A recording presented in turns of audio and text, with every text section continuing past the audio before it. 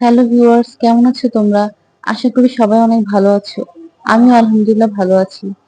তো আজকে কয়েকদিন আমি অনেক অসুস্থ ছিলাম। আমার গালের নিচে দিয়ে মানে ফুলে গেছিল। তো 4-5 দিন ধরে এটা ছিল। আমি ভাবছিলাম এটা মামস হবে। পরে এটা ব্যথা কমে না দেখে আমি ডাক্তারের কাছে গেছি। তখন ডাক্তার আমাকে বলছে আর কিছু ওষুধ দিছে আর প্রেসক্রিপশনে একটা পরীক্ষা দিছে আর কি। তো সেটার জন্য আমি আজকে হাসপাতালে আসছি। তো এই তো হসপিটাল তো আসলাম, আর হসপিটালে আসা মানেই তো হচ্ছে ঘন্টার পর ঘন্টা অপেক্ষা করো, যেটা কিনা আমার একদমই পছন্দ না। আমি অনেক হেট করি। তো আমি আম্মুকে বলছি যে আমি আসবো না, কিন্তু তারপর আম্মু জোর করে নিয়ে আসছে আমাকে। এই তো এখন বসে আছি, অপেক্ষা করতেছি। একের পর এক অপেক্ষা, সিরিয়ালের পর সিরিয়াল। এই একটা টেস্টের জন্য প্রায় 2 দিন ধরে আমরা ঘুরতেছি। তো কালকে একবার আসলাম পরে সকালবেলা আমরা এসে দেখি যে ডাক্তার আমার এই টেস্টটা করবে উনি ছিল না। তো আমাদেরকে আবার ফেরত পাঠিয়ে দিছে। তো আজকে আবার আসছি পরে যে এই লম্বা সিরিয়াল, তবু তাও লাইন টাইন পাইছি। পেমেন্ট করার পর বলতেছে আমাদের সিরিয়াল এত দূরে, 60 নাম্বার, বুঝতে পারতেছো কত দূরে। তো ওনারা বলছে যে 3টা অথবা 4টা বাজতে পারে সিরিয়াল আসতে আসতে।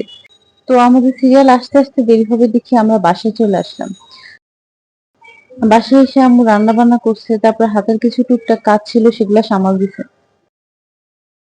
দুপুরে খাওয়া দাওয়া করে আমরা আবার হসপিটালে আসলাম। এসে দেখি যে আমাদের সিরিয়াল এখনো আরো দূরে।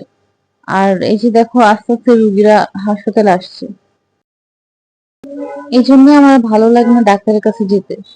কারণ হচ্ছে ডাক্তারের কাছে গেলে অনেকগুলো টেস্ট ধরে দেয়, তারপরে ওগুলা টেস্ট করাইতে প্রায় ঘন্টার পর ঘন্টা বসে থাকা লাগে। এতক্ষণ বসে থেকে কি করব, তাই আম্মু আর আমি পাশে একটা মার্কেট ছিল, সেখানে আমার জন্য আর আম্মুর জন্য কিছু কেনাকাটা করলাম। তারপরে আমরা ঝালমুড়ি খেলাম, চা খেলাম, বাইরে হাঁটাহাঁটি করলাম কিছুক্ষণ। মোটামুটি ভালোই লাগছে। ওখানে বসে না থেকে বাইরে হাঁটাহাঁটি করলেই ভালো লাগতো। তো কালকে আমার পুরো দিন এভাবেই কাটছে। পরে বাসায় আসতে আসতে 8টা, সাড়ে 8টা বেজে গেছে, কারণ রাস্তায় অনেক জ্যাম ছিল। তো আসার পথে অনেক দেরি হয়ে গেছে। এরপরে এসে আমি আমার রিপোর্টটা দেখালাম। তো আলহামদুলিল্লাহ খারাপ কিছু আসেনি। তো তোমরা আমার জন্য দোয়া করো যেন তাড়াতাড়ি সুস্থ হয়ে উঠতে পারি। এতদিন অসুস্থতার কারণে কোনো পড়ালেখা হয়নি, সিলেবাসটাও শেষ করতে পারিনি। আর আমার পরীক্ষাও প্রায় কাছেই। তো জানি না পরীক্ষা কেমন হবে, কি দিব। তোমরা তো জানোই ইন্টারমিডিয়েট লেভেলের সিলেবাসটা কত বড়।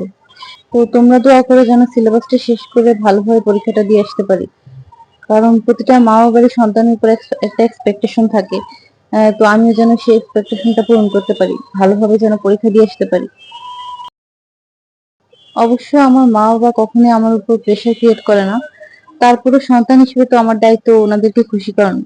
তাই আমি আমার সর্বোচ্চ চেষ্টা করবো যেন পরীক্ষাটা ভালো হয়।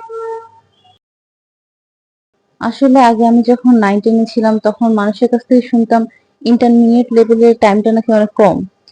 টাইম কম আর সিলেবাস অনেক বেশি। তো এখন এসে দেখি যে আসলে টাইম অনেক শর্ট, আর সিলেবাসটা অনেক বড়। এখনো অনেক পড়ালেখা বাকি রয়ে গেছে। তারপরেও যদি আল্লাহ ভালো রাখে, সুস্থ রাখে, তাহলে আশা করি সিলেবাসটা শেষ করতে পারবো। তো তোমাদের সাথে অনেক কথা শেয়ার করে ফেললাম। তো আজকের ভিডিও এখানেই শেষ করছি। দেখা হবে নেক্সট কোনো ভিডিওতে। ততদিন পর্যন্ত তোমরা সবাই ভালো থেকো, সুস্থ থেকো, আর আমার জন্য দোয়া করো। আল্লাহ হাফেজ।